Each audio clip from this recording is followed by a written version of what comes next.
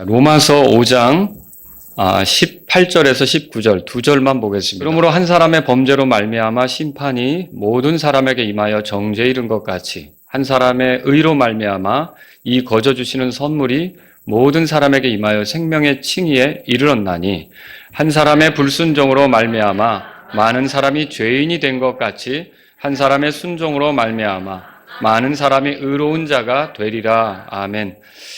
자, 여기서 19절에 순종이라는 말, 한 사람의 순종, 누구의 순종으로 보입니까, 여러분? 예수 그리스도의 순종이죠. 그리고 18절에서 생명의 칭의, 결국 이 18절하고 19절의 본문이 강력하게 말하는 게 뭐냐면 우리가 구원을 얻는데 예수 그리스도의 순종으로 구원을 얻는다. 그걸 얘기하는 거예요.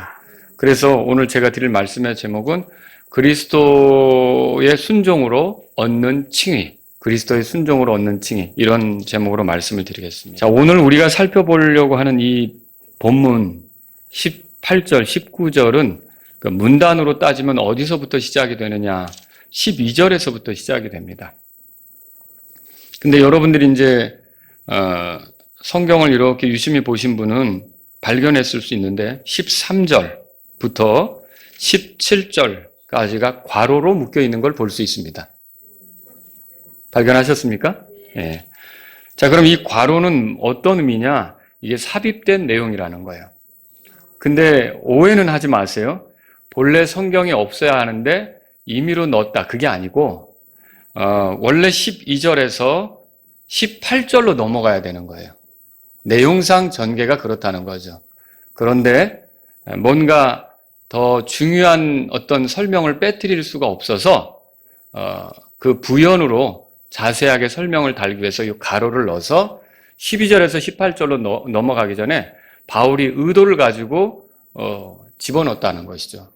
이게 이제 뭐 성경에 구절이 없는데 삽입했다 그런 게 아니라 내용상 삽입이 되었다. 이렇게 보시면 되겠습니다. 자, 그러면 어떤 내용이 있습니까?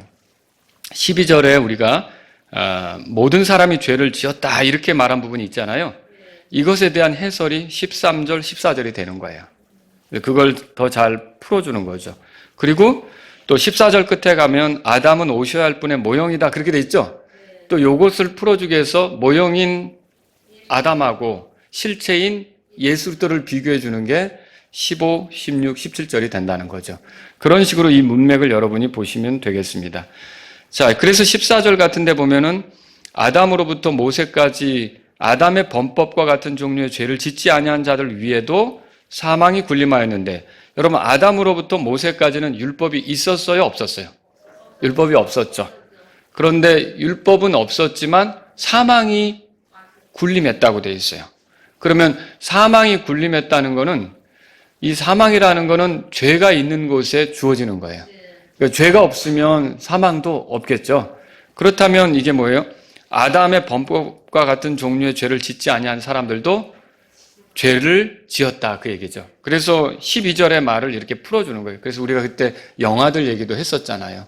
그러니까 사람이 죄인 되는 것이 어떻게 보면은 그 아담하고 뭐 똑같은 무슨 죄를 짓고 뭐 자기가 어떤 행동을 하고 이런 것을 떠나서 아담하고 한 생명이기 때문에, 아담하고 같이 있기 때문에, 그러니까 아담의 허리에서 나왔기 때문에 결국 우리가 다 죄인이다 이걸 설명하는 거라는 거죠.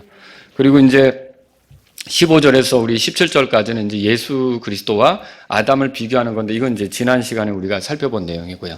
자, 그럼 오늘 우리는 18절, 19절을 볼 건데 이렇게 18절, 19절을 볼 때 첫 번째로 할 것은 먼저 이 한번 그 구절들이 어떻게 무슨 내용을 담고 있는지를 보자는 거고요. 두 번째로 하려고 하는 건 그럼 그런 이 내용들을 통해 우리가 얻을 수 있는 교훈, 그러니까 메시지죠. 하나님께서 이거를 이렇게 기록으로 남겨두시면서 우리가 알기 바라는 게 뭔가, 이걸 이제 두 번째로 우리가 한번 찾아보자라고 하는 거죠. 그래서 자, 첫 번째로 우리가 18절, 19절을 보겠는데 여기서 말하는 건 크게 두 가지입니다. 첫째는 뭐냐면 아담으로 인해 우리 모두가 죄인이 되었다. 죄를 지었다. 이렇게 말할 수 있는 거죠. 자, 거기 18절 보세요. 앞에 그러므로 한 사람의 범죄로 말미암아 심판이 모든 사람에게 임하여 그랬어요. 여기 한 사람의 범죄는 누구의 범죄를 말합니까? 네, 아담의 범죄죠. 그래서 이 아담의 범죄로 심판이 모든 사람에게 임했다란 말은 아담에게 속한 사람, 아담을 시작으로 삼은 사람, 아담을 대표로 하는 그 아담에게 속한 사람들에게 모두 이 심판이 임했다. 그렇게 말할 수가 있는 거죠. 지금 그 얘기를 하고 있는 거예요. 자, 그래서 이건 사실 어떻게 보면은 12절의 말씀을 반복하는 것과 같아요. 12절 한번 읽어보실래요? 12절 같이 읽겠습니다. 그러므로 한 사람으로 말미암아 죄가 세상에 들어오고 죄로 말미암아 사망이 왔나니 이와 같이 모든 사람이 죄를 지었으므로 사망이 모든 사람에게 임하였느니라. 자, 이 사망이 심판이잖아요. 한 사람으로 말미암아 죄가 세상에 들어왔다. 그리고 죄로 말미암아 사망이 왔다. 심판에 처해지게 됐다. 이거를 18절에서 다시 한번 한 사람의 범죄로 말미암아 심판이 모든 사람에게 임했다. 이렇게 말하는 것과 같다는 거죠. 자, 제가 초두에 원래 12절에서 18절로 가야 된다고 그랬죠. 그게 이제 이 18절은 19절은 어떻게 보면 앞에 그 괄호에 있는 부분들을 이제 요약해 주면서 12절로부터 내용을 넘겨받는 그런 이제 그 구절들이다. 이렇게 보시면 되겠다는 것이죠. 자, 그리고 19절에 보세요. 19절. 한 사람의 불순종으로 말미암아 많은 사람이 죄인이 된 것 같이. 이것도 역시 같은 말이죠. 여기서 그 한 사람의 불순종은 뭘 말합니까? 이거 아담의 불순종을 말하는 거죠. 주님께로부터 받은 명령이 있지만 그걸 어긴 아담. 이 아담에게 속한 모든 사람들이 결국은 이제 죄인이 됐다. 이거를 많은 사람이 죄인이 된 것 같이 이렇게 표현한 거죠. 그래서 아담에게 속한 사람은 다 예외 없이 아담을 머리로 하고 아담을 대표로 삼아서 살아가는 사람은 다 죄인이 되었다. 이 얘기를 하는 거예요. 자, 여기서 죄인이 되었다는 것은 죄 짓기 쉽게 되었다든지 뭐 죄성이 있게 되었다. 그 얘기가 아니고 아예 그 말 자체로 죄인이 되었다. 그러니까 죄인으로 인정이 됐고 죄인으로 임명되었고 죄인으로 규정되었다. 이렇게 말하는 거예요. 그러니까 아담 때문에 다 죄인이 돼버린 거죠. 그 얘기를 반복해서 말하고 있는 거예요. 물론 우리가 죄성이 있기에 혹은 죄를 짓기에 죄인이다 이렇게 말할 수도 있지만 근본적으로 우리가 죄인인 것은 아담 때문에 우리가 죄인이다 이렇게 말할 수가 있는 거죠. 자, 그래서 지금 바울이 하려고 하는 말이 뭐냐면 이 본문을 통해서 아담의 불순종으로 말미암아 아담에게 속한 모든 자가 죄인이 되었다. 아담을 대표로 삼은 모든 자가 죄인이 되었다. 죄인이라고 규정되었다. 이걸 말하려고 한다는 것이죠. 자, 그리고 그것만 얘기하는 건 아니에요. 이제 두 번째로 뭘 얘기하냐면 예수 그리스도로 인하여 믿는 모두가 의인이 되었다. 이 얘기도 해요. 이 구절들이 그걸 얘기하고 있어요. 그래서 여러분 18절 두 번째 부분 보세요.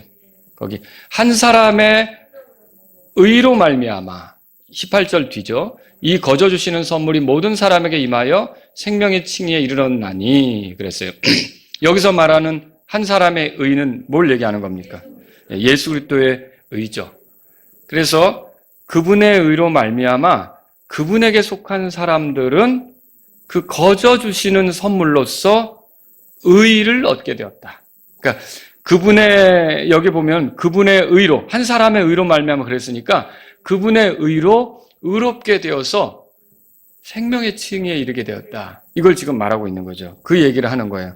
여러분 여기 보면은 이제 18절에 정죄가 나오고 또 끝에 칭의가 나옵니다. 찾으셨죠? 칭의가 뭐예요? 라고 이렇게 묻는다면 의롭다고 칭하는 거잖아요. 근데 이제 그 개념상 법정에서 할 때 의롭다고 칭하는 게 있고 판사가 그렇지 않고 유죄를 선언하는 거 있죠? 그건 이제 정죄가 되는 거예요. 어떻게 보면 정죄를 당하느냐 칭의를 얻느냐의 사이에 있는 거예요. 여러분이 그리스도 안에 있으면 구원받았으면 구원받기 전에는 정죄 가운데 있는 게 맞아요. 그죠? 구원받기 전에는 정죄 가운데 있죠. 근데 구원받으면 여전히 정죄 가운데 있는 게 아니라 의롭다함을 얻은 거죠. 그래서 그리스도 안에 있는 자에게는 정죄함이 없다. 그 말씀이 있는 거죠. 로마서 8장 1절에서. 그렇죠? 자, 그래서 여기 정죄하고 칭의가 나오는데 정죄는 심판을 가져오고 칭의는 용서를 가져옵니다. 정죄는 사망에 이르게 하고 칭의는 생명에 이르게 합니다. 이런 차이. 그래서 18절에 생명의 칭의 이렇게 표현했어요. 근데 이 칭의는 하나님의 선언이라고 생각하셔야 돼요. 그러니까 의롭다고 선언하는 거는 사람이 아닙니다. 이 칭의는 목사님이 봐서 의롭게 되셨네요. 이거 아닙니다. 이 의롭다는 선언은 누가 주는 겁니까? 하나님께서 주시는 거죠. 이것은 우리의 어떠함 때문에 주어지는 선언이 아니라 하나님께 순종했던 그 예수 그리스도의 의 때문에 그 의로 그분에게 속한 자들에게도 거저 주시는 의다. 그렇게 말할 수 있어요. 그래서 이 칭의가 하나님으로부터 오는 선언이다. 이렇게 정리하시면 되죠. 19절에 보세요. 19절에 뒷부분에 이렇게 써 있어요. 이게 그러니까 반복적으로 계속 나오는 거예요. 한 사람의 순종으로 말미암아 많은 사람이 의로운 자가 되리라. 그렇게 돼 있죠. 자, 여기서 한 사람의 순종은 누구의 순종입니까? 예수 그리스도의 순종이죠. 그래서 예수 그리스도의 순종으로 의로운 자가 되리라. 이 말은 이게 의로움을 보일 수 있는 가능성이 생겼다. 이런 얘기가 아니라 그냥 그 자체 의롭다고 판정을 받았다. 의롭다고 규정이 됐다. 의인이라고 임명되었다. 이런 식으로 우리가 볼 수 있는 거죠. 그래서 예수 그리스도로 말미암아 우리가 의롭게 됐다. 이렇게 이제 정리할 수가 있는 거예요. 하나님께서는 아담을 이제 그의 그 후손으로 태어나게 될 모든 사람의 대표로 정하셨어요. 그러니까 우리들의 대표는 사실상 육체를 가지고 있는 우리들의 대표는 아담인 거예요. 그러니까 아담이 죄를 지으면 우리도 같이 죄를 짓는 거예요. 여러분, 우리 축구 시합을 하는데 우리나라 대표 선수들하고 일본 대표 선수들이 시합을 했는데 우리 대표팀이 졌어요. 그러면 그 대표팀만 진 게 아니라 왠지 우리도 마음이 상하잖아요. 그 아담이 잘못하면 그렇다는 거예요. 그리고 또 여러분, 만약에 아담이 이겼어요. 그러니까 아담이 죄를 짓지 않았어요. 그럼 우리도 어떻게 되겠어요? 죄를 짓지 않은 거가 되겠죠. 여러분, 제가 지금도 기억이 나는데 동암역 근처에 살 때였어요. 2002년도 6월달. 우리 월드컵 4강에 올라가던 날 시끄러워서 잠을 못 잤어요. 아주 밤새도록 돌아다니면서 대한민국을 외치느라고. 무슨 애국자들이 다 나왔더라고요. 근데 너무 좋은 거예요. 그러니까, 자기가 골 있는 것도 아니에요. 자기가 가서 공 찬 것도 아니에요. 그런데 대표 선수 11명이 가서 골이 넣고 4강에 올라갔거든요. 근데 그게 좋다고 모두 잠 안 자고 돌아다니는데 왜 그랬느냐. 이게 그들이 우리의 대표로서 싸웠는데 그들이 이긴 게 우리가 이긴 것처럼 보인 거죠. 그러니까 이보세요. 아담이 죄를 졌다? 그러면 아담에게 속한 우리도 죄를 진 것이다. 이렇게 이제 정리하셔야 된다는 거죠. 바울은 이런 아담과 우리와의 관계를 설명하면서 지금 이 18절, 19절에서 뭘 얘기하려고 하느냐면 예수님과 우리와의 관계도 설명하려고 하는 거예요. 자, 이거를 우리가 이제 여기서 살펴봐야 되죠. 우리가 하나님으로부터 누리는 모든 좋은 것들은 결국은 누구 때문에 누리는 거냐? 예수님 때문에 누리는 거예요. 자, 아담이 잘못해서 아담이 죄를 져서 우리가 죄인이 되었죠? 근데 우리가 뭔가를 좋은 걸 누린다면 누가 잘해서 누리는 거냐?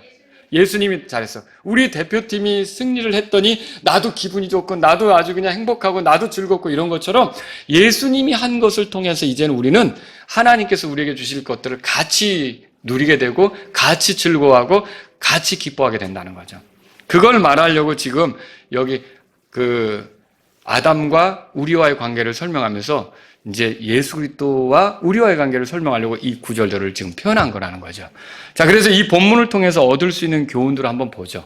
이제 두 번째로 이 본문을 통해 바울이 말하려는 건 뭐냐? 우리의 구원이, 여러분 우리가 구원받고 하늘나라 가는 거 있잖아요. 하나님의 자녀로 사는 거 있잖아요. 우리의 구원이 우리의 어떠함에 의존하지 않는다라고 하는 거예요. 우리의 어떤 행동은 우리의 구원에 영향을 미칩니까? 못 미칩니까? 전혀 못 미치죠. 우리가 하나님 앞에 의롭다함을 얻는 것은 우리가 무슨 선한 일을 했느냐 하지 않았느냐 그거에 영향을 받습니까? 그렇지 않습니다. 근데 여기 중요한 게 있어요. 자, 그 일본 사람하고 결혼한 남자들은 한일전 시합할 때 이게 부부간에 서로 누구 편을 들어야 될지 자기 나라 편 들겠죠. 그렇죠? 근데 만약에 어떤 사람이 외국인이라도 한국으로 귀화를 했다. 그러면 우리나라가 어떤 나라랑 시합을 할 때 한국을 응원하게 되겠죠. 나도 이제 한국 사람이 됐으니까. 여러분, 우리가 그러니까 내가 어떤 행동을 했느냐 하지 않았느냐로 내가 구원을 얻는 게 아니라 여기서 정말 중요한 게 뭐냐면 내가 누구에게 속했느냐. 특히 그리스도에게 속했느냐 속하지 않았느냐로 여러분의 구원이 결정되는 거예요. 그러니까 그리스도와 한 편이냐 한 편이 아니냐. 그리스도 안에 있느냐 그리스도 안에 있지 않느냐. 이걸로 여러분이 이제 운명이 달라지는 거예요. 그 앞으로 영원까지 달라지는 거예요. 근데 여러분 그리스도는 누구십니까? 그리스도는 아담과 달리 하나님께 순종하신 분이에요. 그래서 하늘의 아버지께서 그리스도를 보내시려고 할 때 그리스도는 안 가겠다고 거부한 게 아닙니다. 육체로 오신 거, 여자의 몸에서 나신 거, 자, 율법 아래서 나신 거, 이런 것들이 다 아버지께서 원하시는 대로 그렇게 하신 거예요. 그러니까 이런 성육신이 있잖아요. 이거 자체가 어떻게 보면 순종이죠. 하나님께 대한 순종이죠. 거기서 멈추지 않고 이 땅에 사시는 동안 율법을 존중하셨어요. 우리는 율법을 어길 수밖에 없지만 예수님은 율법을 존중하시면서 명절도 지키셨고 모든 율법을 따라서 사람도 사랑하시고 하나님도 공경하시고 이렇게 하는 모습을 보여주셨다는 거죠. 그래서 살아가면서 죄가 있었어요? 없었어요? 예수님에게는 죄가 없잖아요. 이건 예수님이 율법을 존중했고 율법대로 살았고 하나님이 원하는 대로 기꺼이 순종하며 사람으로 지내는 동안 그렇게 살았다는 거죠. 그러면서 예수님은 하나님께 순종하셨던 거예요. 거기서 멈추지 않았어요. 마침내 죄인을 위해서 죽는 일이 필요했던 거예요. 그게 하나님의 뜻이었던 거예요. 근데 예수님은 십자가 못 박히기 전에 기도했잖아요. 뭐라 기도했어요? 내 뜻대로 하지 마옵시고 아버지의 뜻대로 하옵소. 그러면서 결국은 아버지의 뜻대로 했습니까? 예, 아버지의 뜻대로 했죠. 그래서 십자가에서 죽기까지 순종하셨다는 표현이 빌립보서 2장 8절에 써 있는 거 아닙니까? 그러면 예수님의 생애 자체는 아예 순종으로 똘똘 뭉친 거예요. 아담은 하나님의 명령을 가볍게 여기고 불순종했지만 예수님은 어떻게 하시냐? 오시는 것부터 사시는 것, 죽을 때까지 완전히 하나님께 순종을 보여드린 그분이시라는 거죠. 그러니까 하나님께서 예수님을 볼 때 기뻐할 수밖에 없는 거예요. 이는 내 사랑하는 아들이요 내 기뻐하는 자다라고 말할 수밖에 없었던 거죠. 자, 이 본문을 통해서 말하려고 하는 게 뭐예요? 바울이 예수님의 순종이 결국 우리 삶의 변화를 가져왔다는 거예요. 예수님의 순종으로 우리가 생명을 얻게 된 거고 우리가 의롭게 된 것이 예수님의 순종의 결과다, 이걸 얘기하는 거예요. 그러니까 지금 제가 핵심적으로 여러분에게 말씀드리려고 하는 게 우리가 구원받은 게 우리가 잘해서 구원받은 게 아니라 예수님의 순종의 결과다라는 거죠. 그리고 우리가 그 예수님을 우리의 대표로 삼으면, 우리의 머리로 삼으면, 우리가 그분께 속하면, 내가 그분 안에 있으면, 그분과 하나가 되면 그 예수님의 순종의 결과로 아담이 잘못해서 망가진 거 있잖아요. 이것과는 다르게 나는 완전히 의롭다함을 얻으면서, 그분의 의로 의롭다함을 얻으면서 칭의에 이르게 되는 그런 결과에 이른다는 걸 바울이 말하려고 하는 거죠. 19절 보세요. 19절. 그래서 한번 읽겠습니다. 19절 다 같이. 한 사람의 불순종으로 말미암아 많은 사람이 죄인이 된 것까지 한 사람의 순종으로 말미암아 많은 사람이 의로운 자가 되리라. 그래서 지금 이 얘기가 많은 사람이, 앞에 많은 사람은 아담의 불순종으로 죄인이 된 아담의 모든 후손을 얘기하는 거죠. 온 인류를 얘기하는 거예요. 근데 한 사람의 순종으로 말미암아 많은 사람이 의로운 자가 되었다 할 때 거기 많은 사람은 예수 그리스도의 순종, 이걸 대단하게 중요하게 생각하고 예수 그리스도께 속하고 예수 그리스도를 믿음으로 자신의 머리로 받아들인 사람, 자신의 주로 받아들인 사람들이 결국 예외 없이 다 의로운 자가 된다는 말이죠. 지금 이게 그걸 얘기하는 거예요. 그래서 그리스도는 이렇게 아담과 달리 순종하셨던 거예요. 그리고 그리스도는 이렇게 아담과 달리 순종하심으로써 순종의 결과들, 좋은 것이죠. 이걸 우리에게 줄 수 있게 되었다. 그렇게 말할 수 있는 거죠. 이제 우리가 한 일과 상관없이 아담 안에서 죄인이 된 것처럼 이제 우리가 한 일과 상관없이 그리스도 안에서 의롭게 되는 거예요. 이 원리를 잘 비교하셔야 돼요. 내가 근본적으로 죄인이 된 것이 아담의 죄를 지은 것 때문에 아담의 허리에서 내가 죄인이 됐잖아요. 그렇게 나를 죄인이라고 할 때 내가 뭘 한 것과 상관없이 내가 뭘 안 했는데도 불구하고 내가 벌써 죄인으로 태어나는 거 아닙니까? 그죠? 정말 억울한 것처럼 보여요. 그래서 많이들 질문을 하죠. 근데 반대로 내가 의로운 자가 되는 것도 내가 뭘 한 것과 상관없이 예수님이 한 것에 의존해서 예수님 안에 있기만 하면 나도 의롭게 되는 거라는 거죠. 이게 성경이 말하는 거예요. 자, 우리가 아담의 불순종 때문에 죄인이 된 것처럼 이제 예수님의 순종 때문에 의로운 자가 될 수 있게 된 거죠. 얼마나 귀한 일입니까? 우리는 구원받기 전까지 아담이 만들어낸 결과 있잖아요. 죄를 짓는 거, 죄성도 나오고, 그리고 또 사망, 심판을 당하는 거, 이런 것들, 정죄당하는 거, 이런 결과에 처해지게 된 거예요. 그러나 우리가 이제 예수 그리스도의 순종이 만들어낸 결과에 참여하게 되면 어때요? 생명에 이르고 또 의롭게 되고, 그렇죠? 우리가 거룩한 삶을 추구하게 되고, 이런 다른 방식의 결과로 나아가게 된다는 거죠. 그래서 이 본문을 통해 바울이 말하려는 게 뭐냐면, 죄를 짓지 않았지만 아담 안에서 죄인으로 규정된 것 같이 우리가 의를 행한 게 아닌데 그리스도 안에서 우리가 의롭다고 규정된다는 거죠. 이게 엄청난 거예요. 하나님이 일하시는 방식이에요. 그래서 하나님은 대표를 다루시면서 그 대표에 속한 자들의 어떤 결과, 이런 것들을 대표에 의해서 결정을 짓는다는 거죠. 자, 이 본문을 통해 바울이 말하려고 하는 것은요. 자, 제가 아까 우리의 구원이 우리의 어떠함에 의존하지 않는다 그랬죠? 이제 우리의 구원은 그리스도, 하나님께 순종한 그리스도께 의존한다고 여러분은 이 본문을 통해 발견하셔야 되는 거예요. 자, 우리의 구원은 그리스도를 떠나 생각할 수 있습니까? 절대로 그렇게 생각할 수가 없죠. 그리스도 안에서만 우리가 구원을 받는 거예요. 구원에 있어서 중요한 것은 내가 무엇을 했느냐? 이게 아니에요. 이제 그럼 뭐가 제일 중요하냐면 내가 그리스도 안에 있느냐? 내가 그리스도께 속했느냐? 내가 그리스도를 머리로 삼았느냐? 그리스도를 내가 이후로 살아가는 데 있어서 내 삶을 열어주는 시작으로 생각했느냐? 이게 중요한 거예요. 여러분은 그리스도를 머리로 삼으셨습니까? 주로 모셨냐고요? 나의 구원을 위해서 죽기까지 순종하신 그분을 내 머리로 모셨냐고요? 그 사람이 그리스도 안에 있게 되는 거예요.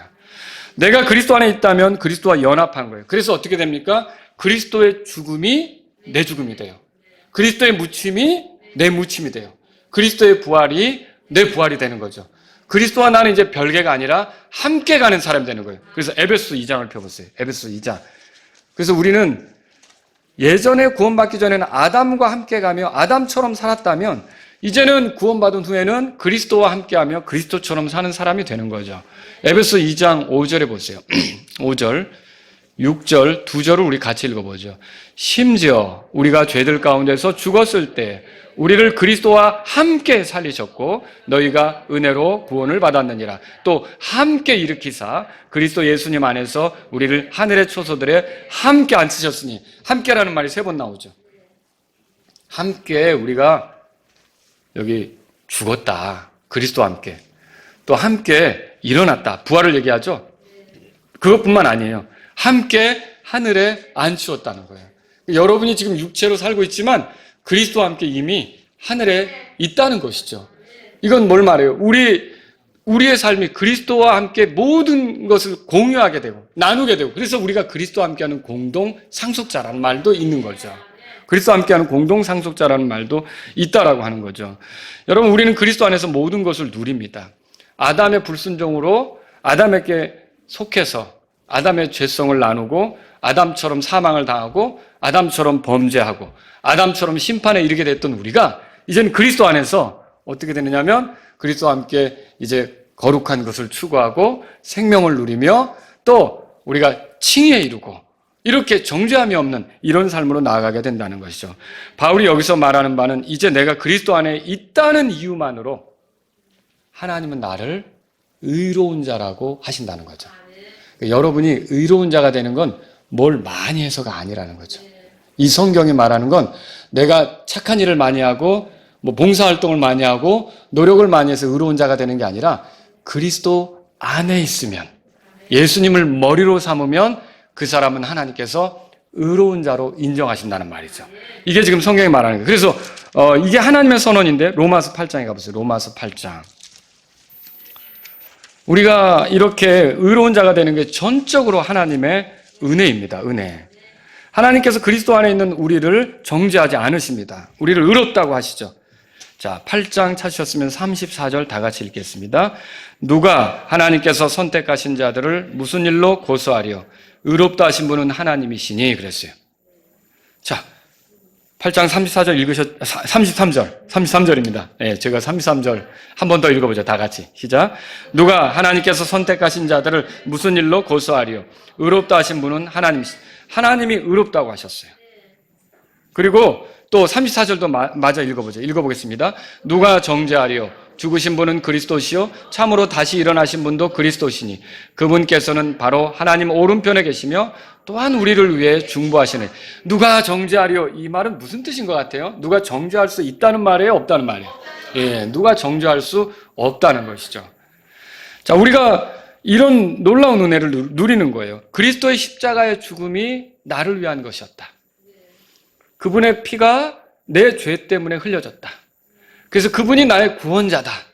그분을 통해 내가 하나님 앞에 용서받을 수 있다는 믿음으로 예수님을 주로 모시면, 구원자로 모시면 그 사람은 그리스도 안에 있고 하나님께서 그 사람을 정죄하지 않는데요. 그리고 하나님께서 어떻게 하시냐면 그 사람을 의롭다고 선언하신대요. 그 사람을 뭐라고 불러주냐면 의인이라고 불러주신대요. 자, 그래서 구원받기 전에는 하나님께서 사람을 부르실 때 죄인아 그렇게 부르셔요. 죄인아 내게 오라는 거죠. 그리고 죄인이라고 깨달은 사람들이 어떻게 하겠어요? 그 소리를 듣고 나 같은 사람을 부르는구나 이렇게 오겠죠. 그럼 구원받으면, 그런데 하나님이 더 이상 죄인이라고 부르시지 않습니다. 이게 놀라운 거예요. 하나님은 뭐라고 부를까요? 아들이라고 부르세요. 의인이라고 불러주세요. 그러니까 하나님은 구원받은 자들을 절대 죄인이라고 하시지 않습니다. 의로운 자라고 불러주시는 거죠. 이게 엄청난 일이에요. 내가 뭐가 대단하다고? 하나님께서 그렇게 불러주신다는 거예요.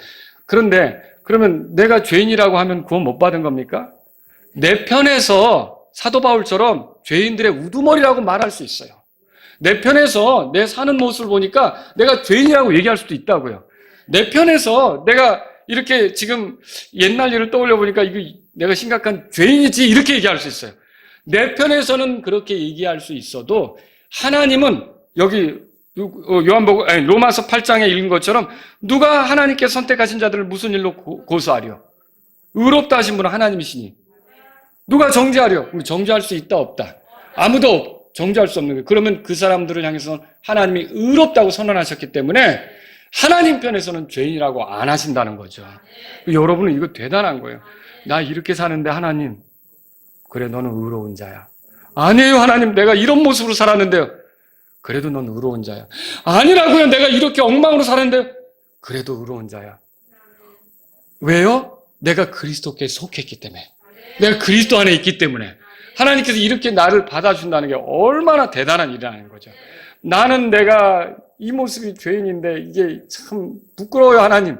그런데 하나님은 그래도 나에 대해서 너는 의로운 자야. 네가 그리스도 안에 있잖아. 그리스도 안에 있는 자에게는 정죄함이 없다 그랬다. 하나님께서 의롭다고 했는데 누가 고소하겠냐? 누가 정죄하겠느냐? 여러분, 하나님이 우리를 의로운 자라고 불러주신다는 걸 믿으시기 바랍니다. 이게 얼마나 대단한 일이냐라고 하는 거죠. 하나님은 아담 안에 있는 자들을 죄인이라고 부르셔요.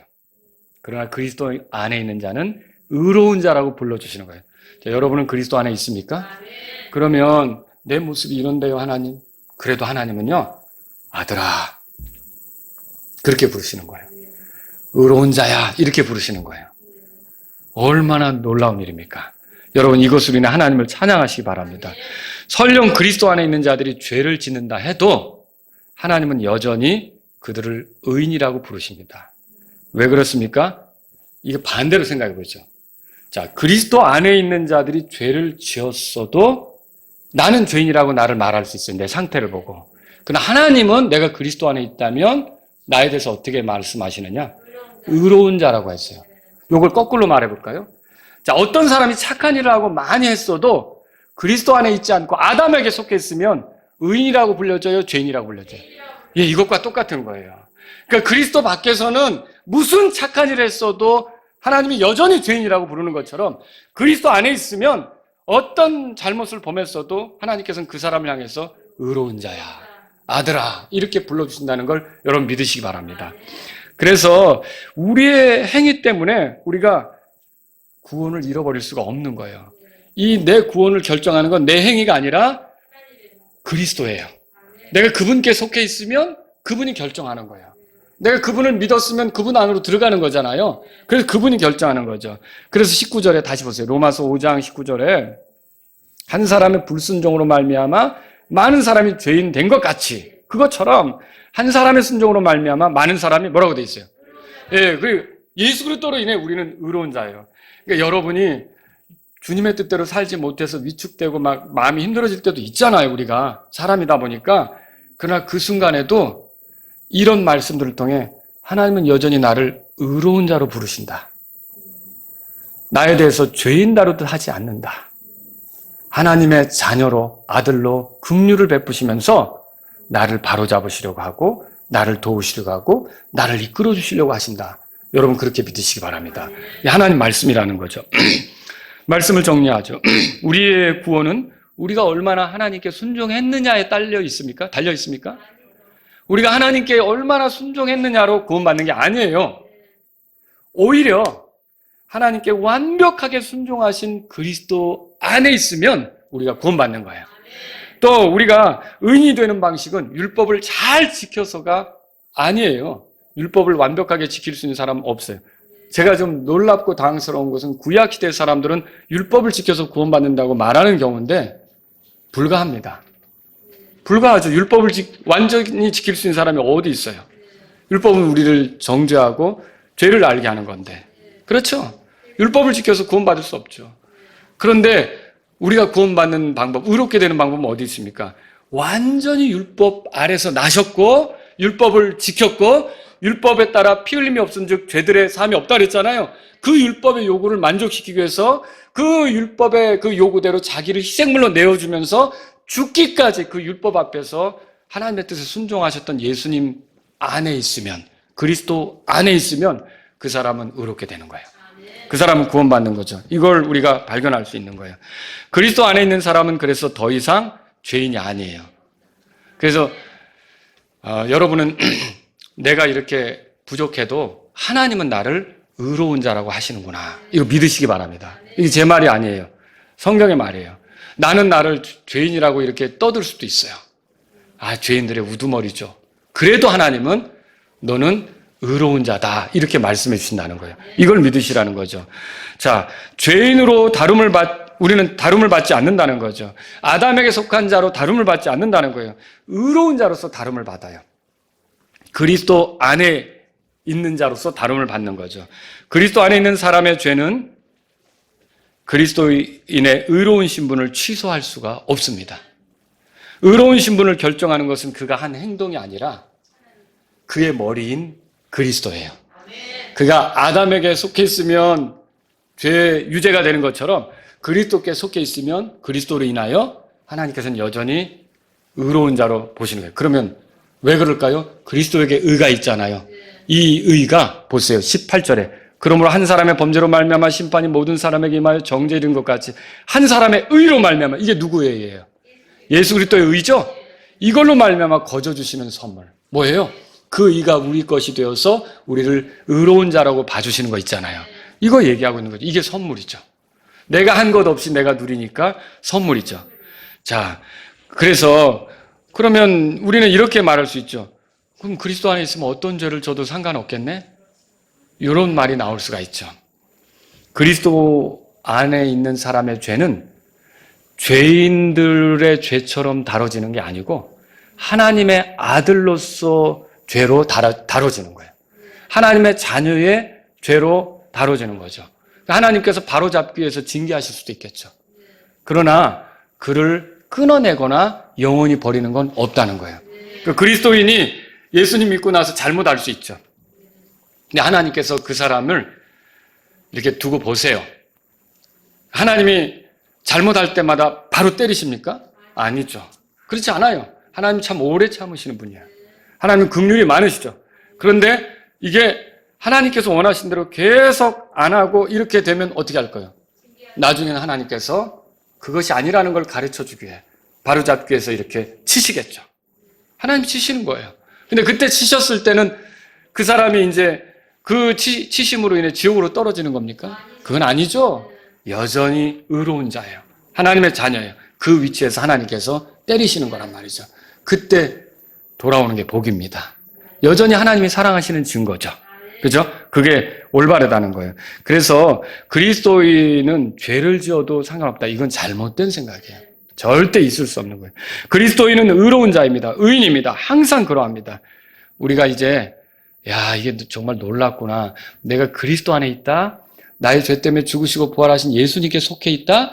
그분이 내 머리다. 그분이 나의 대표다. 아담이 내 대표가 아니라 그리스도가 내 대표가 된 게 이게 하나님으로부터 이 그분의 의로 이 거저 주시는 선물로 내가 의를 받아서 하나님이 나를 의로운 자라고 계속 항상 영원히 의로운 자로 여겨주는 이 위치에 있게 된 게 얼마나 놀랍고 감사한지 여러분 하나님을 찬양하시기 바랍니다. 아담 안에서는 항상 죄인이에요. 그러나 그리스도 안에서는 항상 의인이에요. 여러분 이걸 잊지 마시기 바랍니다. 나는 죄를 짓지 말고 거룩한 삶을 살아야 합니다. 그러나 내가 죄를 짓는다고 해서 의인인 신분이 취소되는 건 아닙니다. 그리스도 안에서라면 우리의 구원은 영원히 안전합니다. 그러니까 이 설교를 들으니까 어때요? 내 구원을 결정하는 게 내 행동입니까? 그리스도입니까? 네, 답이 나왔죠. 그래서 내가 행동이 부족하다고 구원을 잃어버릴 것처럼 생각하는 거는 잘못이란 말이에요. 그냥 내가 예수님이 나의 머리고 내 주님이고 내 왕초고 내가 그분 안에 있고 내가 그분께 속해 있다면 내가 부족해도 그분이 내 구원을 책임지는 거예요. 그래서 내 구원의 문제는 흔들릴 필요가 없는 거죠. 여러분 이런 그리스도를 우리에게 선물로 보내신 하나님 여러분 찬양하시기 바랍니다. 로마서 6장 23절 다 같이 보겠습니다. 읽겠습니다. 읽습니다. 죄의 싹은 사망이나 하나님의 선물은 예수 그리스도 우리 주를 통해 얻는 영원한 생명이라. 여러분이 예수 그리스도를 통해 영원히 의로운 자가 되었음을 믿으시기 바랍니다. 아무도 정죄할 수 없어요. 아무도 고소할 수 없어요. 다 같이 일어서시겠습니다. 오늘 이 말씀을 들으신 여러분 가운데 하나님 이렇게 부족한 자가 하나님이 보내신 예수 그리스도를 통해서 의로운 자라는 소리를 듣게 하셔서 감사합니다.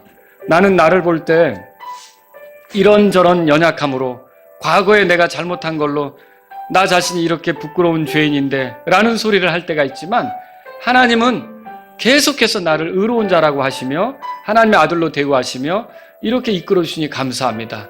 내 나머지 삶은 이렇게 나에게 은혜를 베푸신 하나님께 영광이 되도록 하나님의 아들답게 살기를 원합니다. 이런 분이 있다면 이 시간 주님 앞에 나아가십시오.